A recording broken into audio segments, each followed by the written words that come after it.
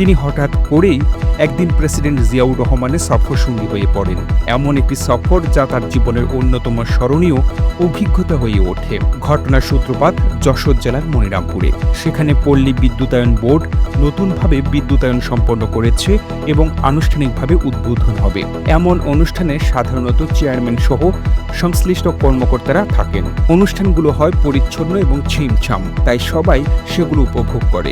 এল.কে. সিদ্দিকীর স্ত্রী সচরাচর এই ধরনের অনুষ্ঠানে যেতেন না, তবে সেদিন তিনি অনিচ্ছা সত্ত্বেও স্বামীর জোড়াজুড়িতে গেলেন।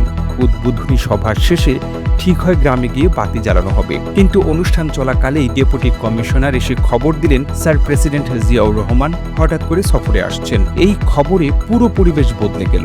জানা গেল সেনাবাহিনীর শীতকালীন মহড়া অপারেশন আয়রন শিল্ড চলছে এবং সেটি পরিদর্শন করতেই প্রেসিডেন্ট আসছেন। ফলে বিদ্যুতায়ন অনুষ্ঠানের আনুষ্ঠানিকতা দ্রুত শেষ করে সবাই ক্যান্টনমেন্টের উদ্দেশ্যে রওনা দিলেন।